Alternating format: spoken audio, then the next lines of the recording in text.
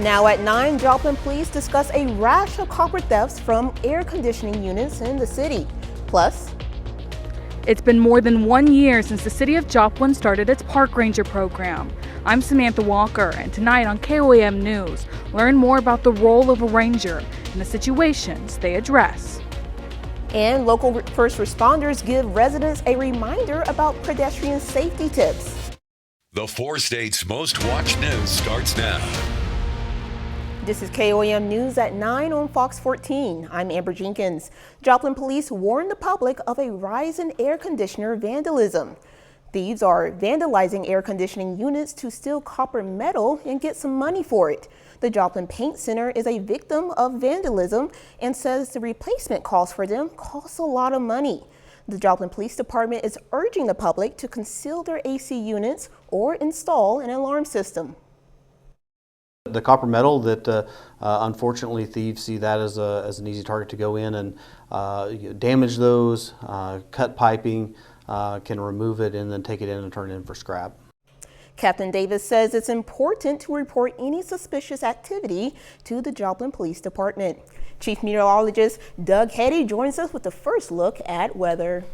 Well, it actually turned out to be a nice one for us today. Temperatures pretty good across the region. A little bit warmer for us today, 85, but still below our average high of 91 degrees. Record 108 set back in 1954, which 53 and 54 are two of our hottest summers of all time. 75 in Stockton, 78 in Anderson, Miami 76, 74 in Pittsburgh. Parsons is sitting at 76 degrees. We've had a few isolated little tiny guys pop up. These aren't going to last long. Once we continue to lose the heating of the day, those will dissipate. A few more thunderstorms once you get out west of Wichita. So you can see they kind of flare up, a random storm over the next couple hours, and then they're pretty much gone as we go through the overnight hours. Temperatures are going to drop back into the mid 60s. Of course, we're going to look at what is to come here in just a bit. Personal finance website Wallet Hub is out with its state-by-state rankings of the best school systems in the country, including Washington, D.C. The 4 states, however, are on the wrong side of the list. The highest rated of the 4 is Arkansas, with coming in at 31. Then Kansas and Missouri are back at 37 and 38 respectively.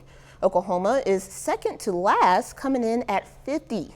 The list was made using 32 metrics, including student performance, funding, safety, and class size. You can find the full list on our website, KOAMnewsnow.com. KDOT Southeast Kansas is hosting an upcoming public meeting concerning the future of US 69 in Crawford County. KDOT says the focus of the meetings will be on the intersection of US 69 and K103 in Cherokee County. The meetings are follow-up to a study conducted by the department. The meetings take place tomorrow at the Pittsburgh Auditorium from 11 in the morning to 1 in the afternoon. We have a complete list of upcoming meetings on our website, KOAMnewsnow.com. It only takes a split second for something to go wrong while crossing the street. In order to minimize the risk, the Cherokee County Sheriff's Office wants to share some safety tips for pedestrians of all ages, but especially children. They say stay alert and don't focus on electronic devices, make eye contact with drivers when entering traffic, and use a crosswalk when possible to cross the street. It's important, young kids and kids are going to be riding their bikes and walking to school, that they're educated on where to cross and that they're crossing at the appropriate crossings like the crosswalk or where there's a crossing guard or a stoplight with a crosswalk. We have even more safety tips for pedestrians on our website, KOAMnewsnow.com. It's been more than 1 year since the city of Joplin created its park ranger program. But does the community know what the job does? KOAM Samantha Walker sat down with a park ranger to learn more about what they do and the problems they address. Just the fact that I could be outside, roaming around, socializing with people. If you visited a public park in Joplin in the past year, you might have noticed someone new.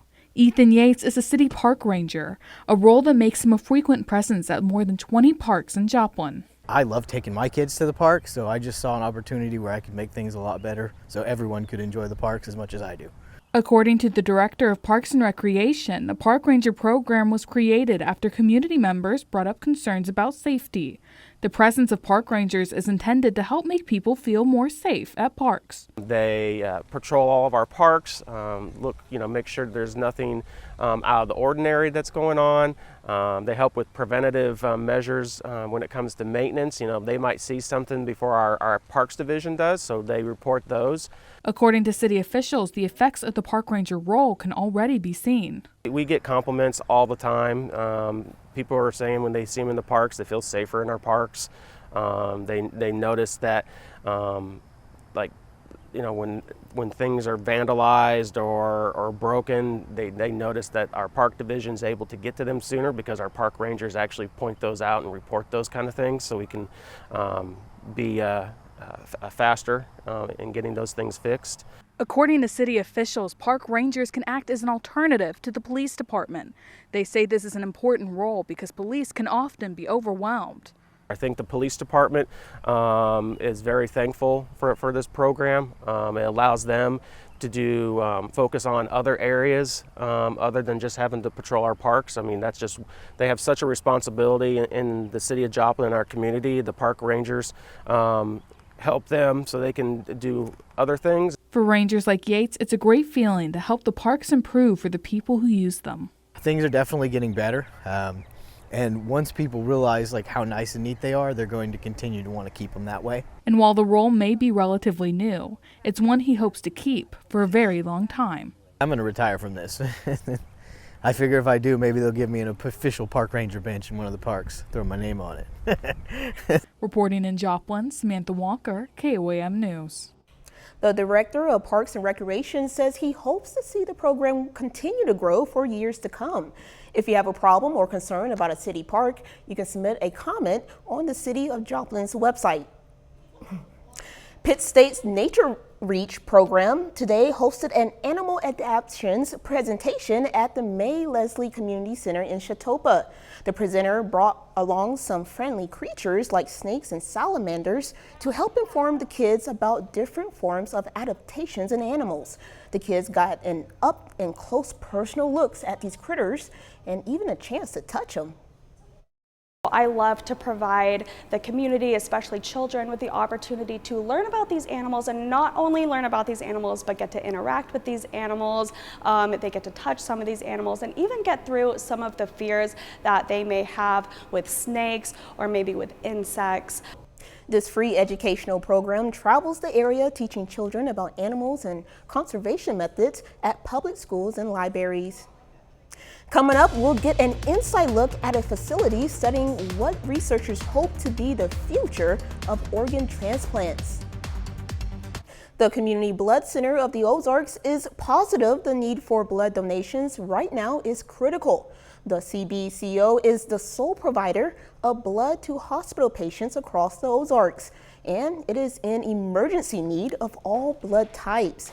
They have reported a historic low in donations and currently have less than 1 day's supply available. Being the sole supplier for 45 hospitals, we need to collect about 200 to 220 donations a day to ensure that we have an adequate supply for the hospital's inventory. So when we see numbers like this, historically low numbers, that really causes a strain on the hospitals to ensure that we've got the appropriate amount of blood on the shelves for those patients in those local hospitals. Eligible donors are encouraged to give immediately. All donors in July will receive a splash chilling in the Ozarks beach towel while supplies last. To avoid wait times, appointments are strongly encouraged. To schedule an appointment, you can go to cbco.org. Modified swines could save hundreds of lives. We get a special peek inside the research farms raising gene-edited pigs, whose organs are expected to be used in studies of animal to human transplants as soon as next year. Fox News' Deborah Valentine takes a look closer. It's like something out of a sci-fi movie. Researchers in Virginia are growing modified pigs whose organs could be used to help bridge the large gap in human donors. Ultimately, the future would be is that you wouldn't have to go, on an organ transplant list. According to the Health Resources and Services Administration, there are more than 103,000 people on the national transplant waiting list. About 17 of those people die every day while holding out for their turn. This is the culmination, of decades of research. Because the human body can reject organs from other species, scientists at Revivicor have been genetically changing genes inside its pigs to make them more suitable for people.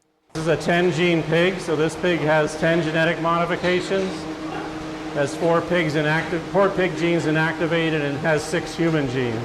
Teams then clone pigs with the altered genes so they can have a steady supply. The embryos come here, surrogate sows come in, we do the embryo transfer surgery, and then they go back into one of these barns and gestate until clone pigs are born.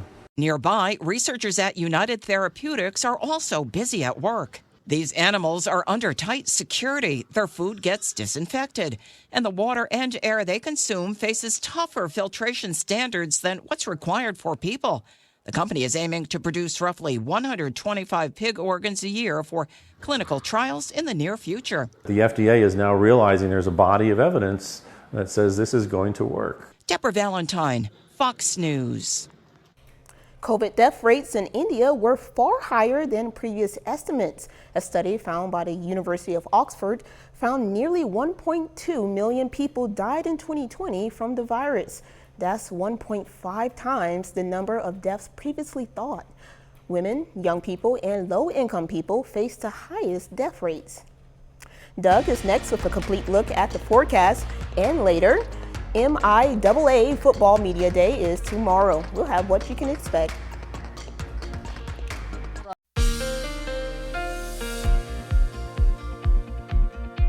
Well, it turned out to be a little bit warmer for us today, but still not bad. If we look at July, it really hasn't been too bad of a month. We've had some hot stretches those first few days when we were hanging out right around 100 degrees, and then a little bit of a cooler spell, and then we heated back up late in the second week. Early last week, we did push 100, and then we've been pretty cool, below normal ever since. So 10 below, 11 above, 1 smack dab, right where we should be for this time of the year. Overall, we're going to see a slow warming trend as we go through the rest of the week. Looks good. Here's our Cornell Arts and Entertainment Complex Tower Cam downtown, 7th and Joplin Street, looking northeast through downtown. We have pretty much clear skies. Temperatures, not bad. Anywhere from 75 and Cassville, 78 in Grove, Pittsburgh 74, Stockton 75, Chanute. You guys are sitting at 72 degrees. The humidity is a little higher, mainly sitting into the mid 60s. These are our dew points. This is the way it makes it feel if it's muggy outside or not bad at all, but we're kind of sitting in that little bit of a sticky range, and that's what we're going to see as we go through the next couple days. A few isolated little thunderstorms have popped up over the past several hours, mainly our far southern counties, but you can see a couple little guys right across Newton County into northern parts of McDonald County. Not a big deal, but once we lose the heating of the day, these little guys will kind of fall apart. But little thunderstorm just south of Neosho, and then a little guy in western parts of McDonald County. Overall, our overall flow is out of Canada, so that's why our temperatures have been a little bit cooler over the past couple days, and it's kept this big dome of high pressure out toward the west, and that's where we want to keep it. Now it's slowly going to creep in once again as we go through the next few days, and our temperatures will start to warm up just a bit. All right, pretty quiet tonight, mid 60s. Overnight lows, let me take you to about the noon hour. 80 in Monette, 83 in Miami, 83 in Parsons. A little bit hotter tomorrow, I think most of us about 87 degrees. And again, you can see a few isolated hit and miss storms trying to pop up across the region. Most of you will end up staying dry. Anything that does pop up disappears by late evening, and then quiet again as we go through tomorrow night.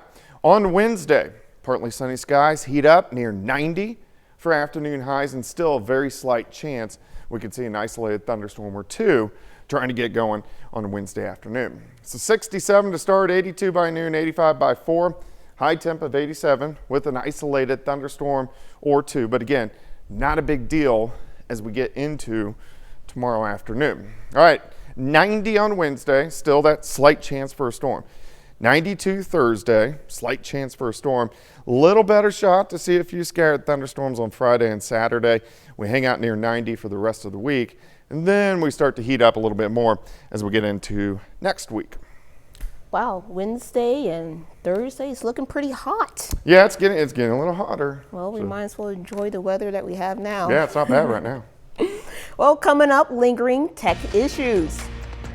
Friday's massive tech outage continues having big impacts at airports and hospitals. I'm Nate Foy in London. I'll tell you how next.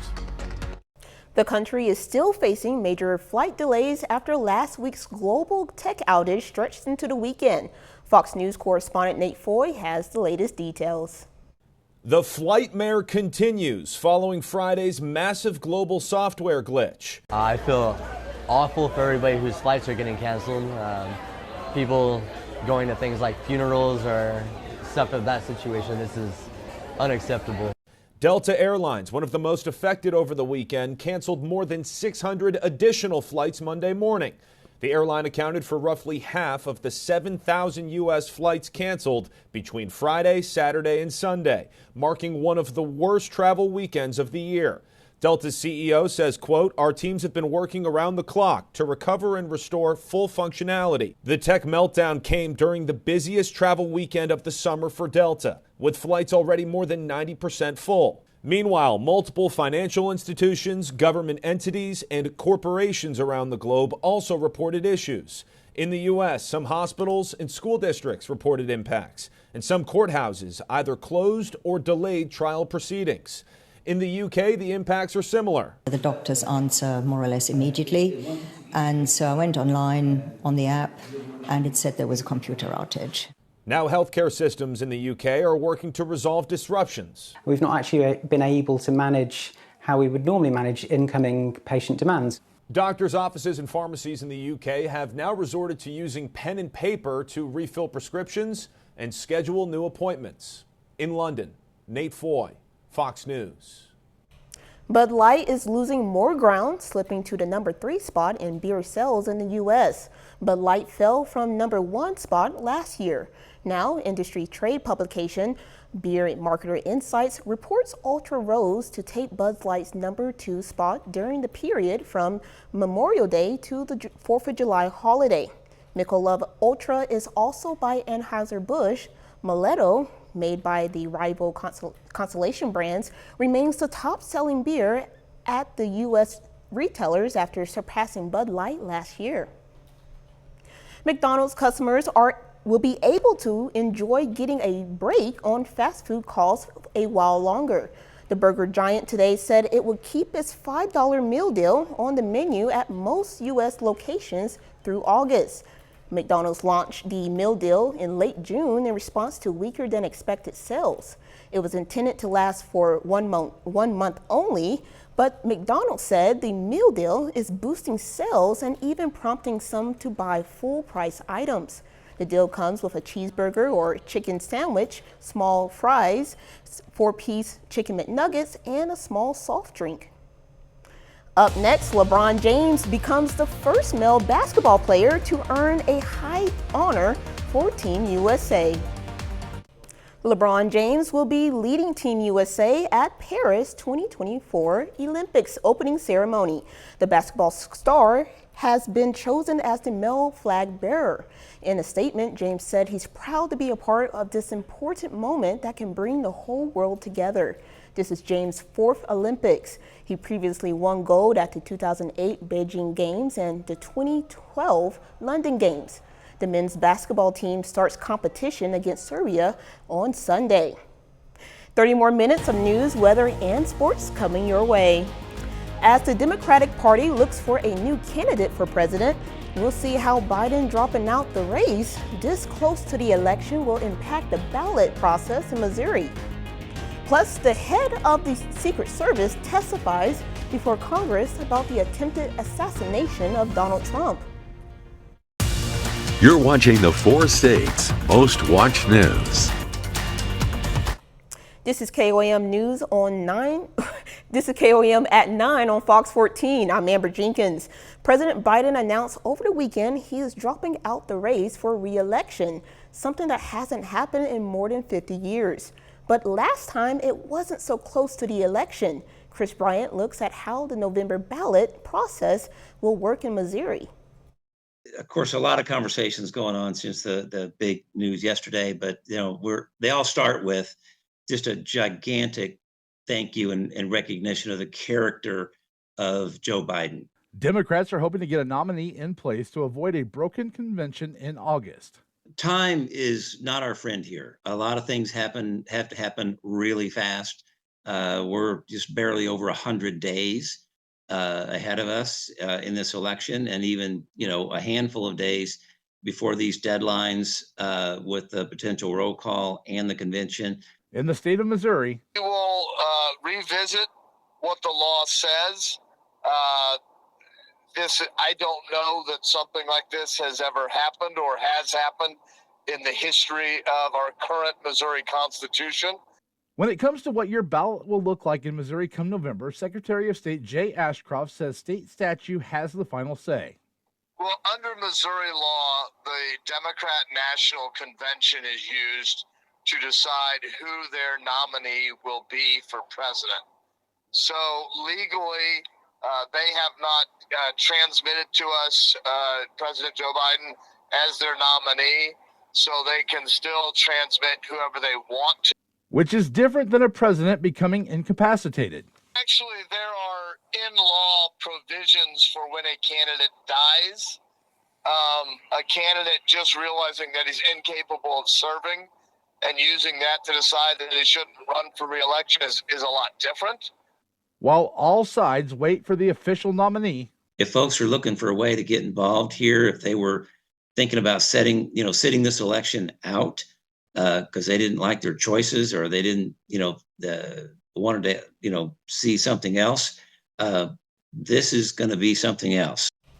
Ohio requires that in order to be on the ballot for the November election, a party must certify the names of the president and vice president candidates 90 days before the November election.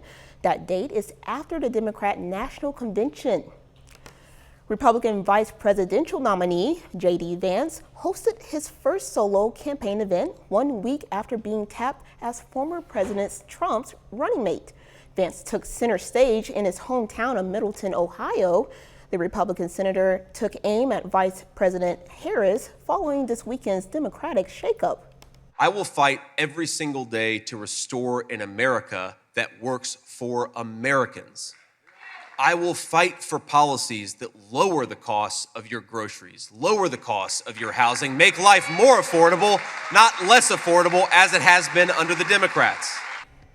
Senator Vance once again made it clear to his supporters that he would never forget where he came from. He's also speaking today at a second rally in Radford, Virginia. Secret Service Director Kimberly Cheatle was subjected to a fierce attack from both Republicans and Democrats at the hearing over the attempted assassination of former President Trump. Fox News congressional correspondent Ayesha Hasneen has a look. You're full of today. You're just being completely dishonest. Tensions reaching a boiling point on Capitol Hill as the House Oversight Committee dragged Secret Service Director Kim Cheatle in to testify about the assassination attempt against former President Trump. But the grilling got few answers. I don't want to speak to specifics of the event. Again, I'm not going to get into the specifics of the numbers of personnel that we had there. I don't have the details on the timeline. I'm unable to answer details of exactly how the individual accessed the roof. I can speak to you in generalities. No, I don't want generalities. The embattled director avoided specifics about the investigation, saying a report would be completed in 60 days. This is not theater. This is not about jockeying. So the idea that a report will be finalized in 60 days is simply not acceptable. Cheatle took full responsibility for what she called the worst Secret Service failure since the 1981 assassination attempt of President Ronald Reagan. Do you know what Stuart Knight did when he was in charge at the time of the Secret Service? Do you know what he did afterwards? He remained on duty. He resigned. But she refuses to resign. I think that I am the best person to lead the Secret Service at this time. Enraging Republicans. You should be fired immediately and go back to Garden Doritos. And frustrating Democrats so much that more are now calling on her to step down. I will be joining the chairman in calling for the resignation of the director. And that might be the last time the Hill sees Director Cheadle. She and Secretary Alejandro Mayorkas are declining to testify Tuesday at a House Homeland Security Committee hearing. In Washington, I'm Aisha Hasni, Fox News. Authorities have arrested a man they say caused an hours-long lockdown at Mercy Hospital today. This morning, police in Fort Smith, Arkansas responded to an armed suspect inside the hospital who ran from security. Officials say 34-year-old John West had a water pistol that has been painted black to look like a real gun. They also found out that he had a physician's tablet and laptop, police said. Authorities say they found West hiding in, quote, a small box in the corner of an educational room in the hospital. A bit later, we'll meet an Kansas man building a massive collection that might land him the title of the biggest college football fan.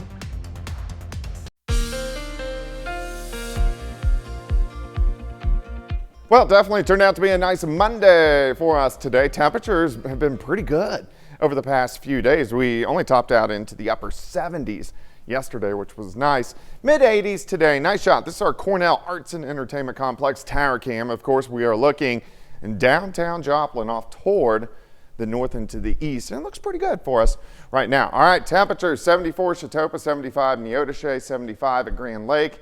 Cassville sitting at 74. We have Lamar checking in at 73 degrees. Humidity starting to creep up a little bit. These are our dew points. Measures how much moisture at the surface, right above the surface, but our temps are sitting into the mid 60s, and that makes us feel a little bit on the sticky side across the region. That's what we're going to see as we go through the next couple days.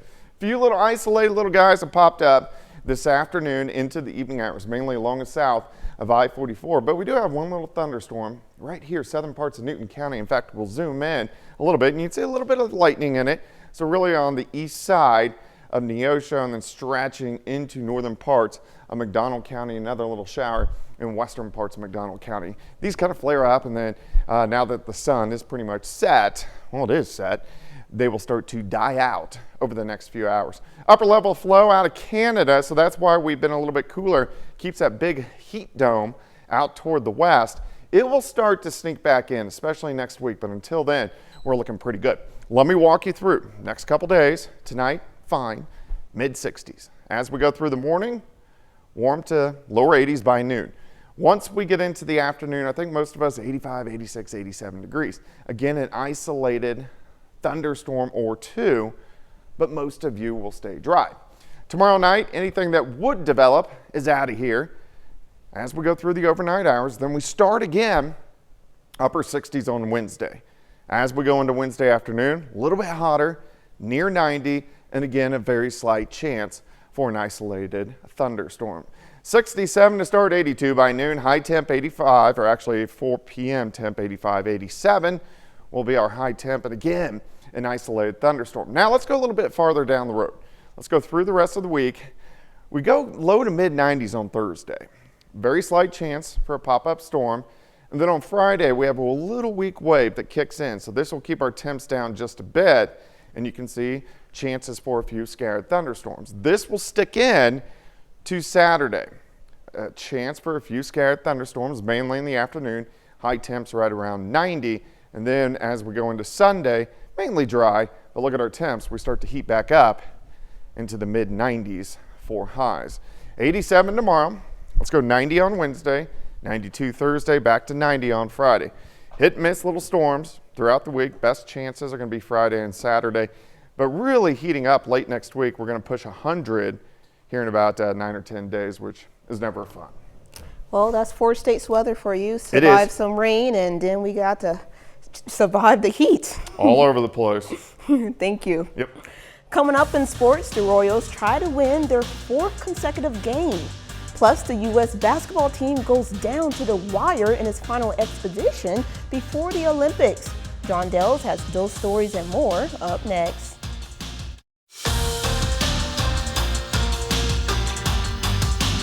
College football season begins in just over a month. Missouri Southern and Pittsburgh State both begin their 2024 football seasons in week 0, which gives Division II teams the ability to play a full 11-game schedule and include a bye week. Now tomorrow we hear from Missouri Southern, Pittsburgh State, and the rest of the MIAA Conference for the first time since last season. The 2024 edition of MIAA Media Day takes place in downtown Kansas City. MIAA Commissioner Mike Racy is the first one to speak in the morning. Pittsburgh State will be represented by first-year head coach Tom Anthony, along with a couple two-time captains, fifth-year senior quarterback Chad Dodson and sixth-year All-American linebacker Jack Barkley. Missouri Southern will bring head coach Atiba Bradley, senior wide receiver Akeem Gilmore, and redshirt junior linebacker Zach Bergman. Throughout the entire day, we'll have complete coverage on Facebook, Twitter, and the sports page on our website, KOAMNewsNow.com.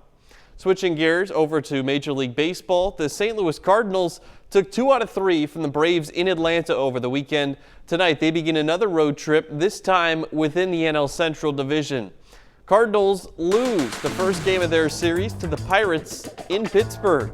Second baseman Nolan Gorman accounts for the only St. Louis run. It comes on a solo homer in the 5th inning. Cardinal reliever John King picks up the loss in the mound. These two see each other again tomorrow night.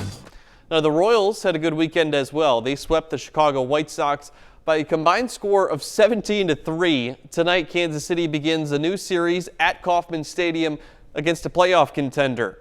Royals look well on their way to a win against the Diamondbacks. They lead 10-4 in the 8th inning. Bobby Witt Jr., a single away from the cycle. He's hit a double, a triple home run, and been hit by a pitch in his 4 plate appearances. Team USA basketball finishes its pre-Olympics showcase today, taking on Germany in London. Now, this is the same Germany team that won the 2023 FIBA World Cup and hung around in this one. They would lead the United States by 3 points as we enter the 4th quarter. But down the stretch in this one, the U.S. turns to LeBron James. Down by 1 with under 4 minutes remaining. LeBron gives the U.S. the lead with a lefty layup. Next possession, LeBron again going to the paint. He stretches the lead to 3 points. Now Germany not giving up.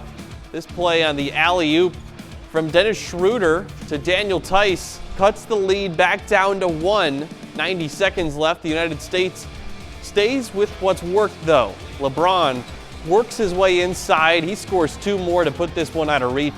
Final score 92-88. LeBron finishes with a game-high 20 points. Team USA goes 5-0 in the Olympic showcase. That's it for sports. Back with more news after this. A Kansas man loves college football, like really, really loves it. So much so that he amassed an amazing collection of more than 500 college football helmets. Jamie Wade shows us one heck of a man cave for college football fans. Just down the road from Olathe West High School, Come on down. Jerry Quickle's basement is more than a man cave. So many coaches have said, man, I bet your basement reeks. It's a college football lover's dream. This one I just got from Minnesota. So there's Goldie. A virtual treasure trove of helmets covering all levels of college football. I try to keep them by division, and I try to keep them by conference. With all the conference realignment, that has gone by the wayside. This is Ashland, Ohio. That's a Division II school. A former sporting goods salesman, Jerry has collected 555 helmets so far. These all have a story, you know. This KU one, they only wore that once. It's not hard to see Jerry is a Rock Chalk Jayhawk fan. And this is the Civil War salute to service. It's McPherson. But he has a soft spot. Friends, Bethany, Sterling, for all St. Mary, schools in the Tabor, Sunflower State. Ottawa, Kansas, Wesleyan. Do this. Football is in Jerry's blood. Get them all. So that's my alma mater right there. His grandfather, father, and son all played in college, each helmet telling a story. A couple years ago, I had a heart attack, and I was in the hospital, and the KU equipment staff sent me a helmet in the hospital. This is the guy they sent me in the hospital. They wore this for homecoming one year. It's the old 1919 bow tie. To know that people cared enough to send you something like that was great. The helmets are finding new life in Jerry's basement these days. Even with less and less wall space, Jerry's collection will continue. It doesn't get old for me. Coming up, we'll take a look at the new movies and shows available for you to rent or own at home this week. An action comedy, a home invasion horror, and an electro-pop duo are among the new digital, DVD, and music releases available to add to your home library. Fox Ashley Dvorkins runs down the list of what's new in home entertainment. The Fall Guy tops this week's list of what's new in home entertainment.